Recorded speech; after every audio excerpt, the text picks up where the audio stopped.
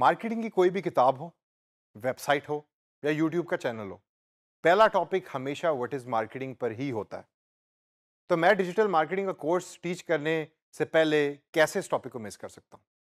फर्क इस टॉपिक को टीच करने में मेरा ये है कि मैं हमारी रोजमर्रा की एग्जांपल्स को यूज करूंगा और बड़े ही आसान तरीके से आपको बताने की कोशिश करूंगा कि व्हाट एक्चुअली मार्केटिंग इज, कि मार्केटिंग है क्या।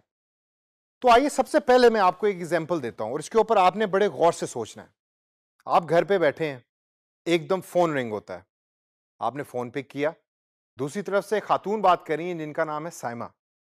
साइमा ने कहा कि जी मैं एक इंश्योरेंस कंपनी से मेरा ताल्लुक है और आज अगर आप ये पैकेज साइन अप करवाएंगे तो हम आपको 20% डिस्काउंट देंगे, आपको भी और आपकी फैमिली को भी। तो सवाल मेरा आपसे दोस्तों ये है कि क्या साइमा मार्केटिंग की जॉब कर रही है?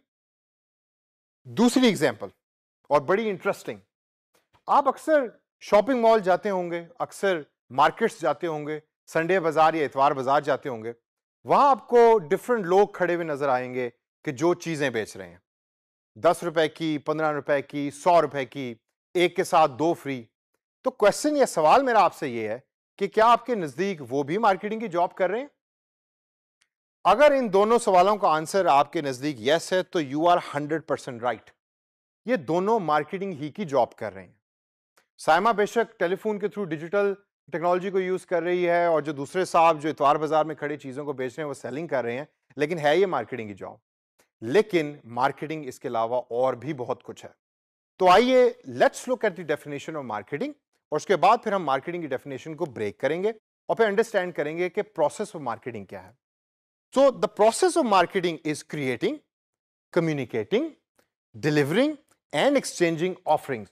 क्रिएटिंग मतलब बनाना, कम्युनिकेटिंग मतलब बताना, डिलीवरिंग मतलब उस चीज को एक जगह से दूसरी जगह तक पहुंचाना, और एक्सचेंजिंग का मतलब तो आप सारे जानते ही हैं कि एक चीज के बदले दूसरी चीज को लेना। अब ऑफरिंग्स जो है वो बड़ा इंटरेस्टिंग चीज है। अब ऑफरिंग से क्या मुराद है?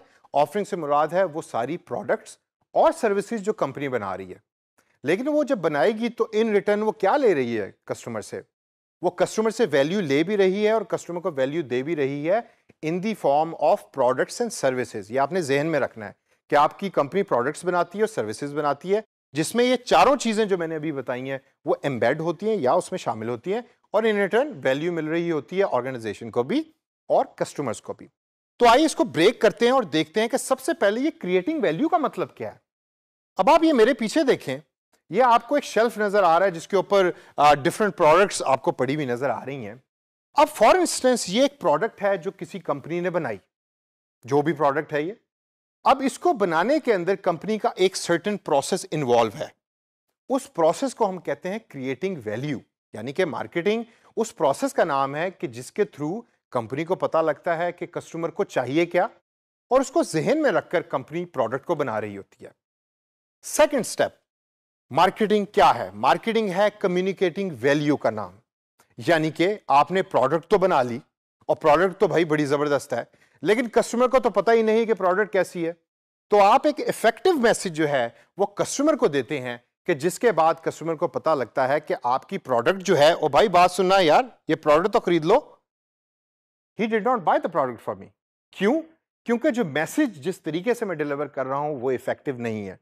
तो की पॉइंट क्या है कि कम्युनिकेटिंग वैल्यू तो है, आप कस्टमर को बता तो रहे हैं, लेकिन उसको इफेक्टिव तरीके से बताएं ताकि कस्टमर उसको सुने।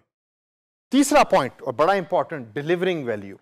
डिलीवरिंग वैल्यू से मुराद यह है कि प्रोडक्ट बन गई, आपने कस्टमर को भी बता दिया, सर्विसेज बन गई, आपने कस्टमर को भी बता दिया, लेकिन अब उसको डिलीवर भी तो करना है, उसको कस्टमर की प्रेमिसेस या उसकी जगह तक भी तो पहुंचाना है, ख्वाह वो ऑनलाइन हो या ऑफलाइन हो। तो delivering that product and value is the job of an organisation, is the job of a company. तो कंपनी जो है उस प्रोडक्ट और सर्विस को कस्टमर तक पहुंचाती है और इस पूरे प्रोसेस को पहुंचाने तक, कस्टमर को पहुंचाने तक, इसको मार्केटिंग कहते हैं। लास्ट स्टेप जो है वो सबसे इंपॉर्टेंट है, जिसमें कंपनी को भी रिवॉर्ड मिलता है और कस्टमर को भी रिवॉर्ड मिलता है। उस स्टेप को हम कहते हैं एक्सचेंजिंग वैल्यू। आपने प्रोडक्ट सर्विस बना ली, आपने कम्युनिकेट कर दिया और आपने डिलीवर कर दिया। अब बारी आई है एक्चुअल सेलिंग की। आपने एक चीज जो आपने बनाई है वो कस्टमर को दी और कस्टमर से आपने पैसे पकड़े और आपको फाइनेंशियल रिसोर्सेज की वैल्यू मिल गई और कस्टमर को प्रोडक्ट मिल गया।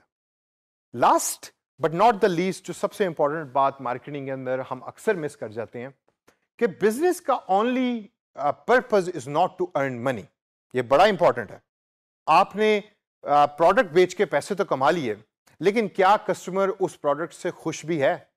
और अगर कस्टमर खुश है तो वो फिर आपको 5 स्टार्स देगा, और जब वो आपको 5 स्टार्स देगा तो फिर आपका एम्बेसडर भी बनेगा।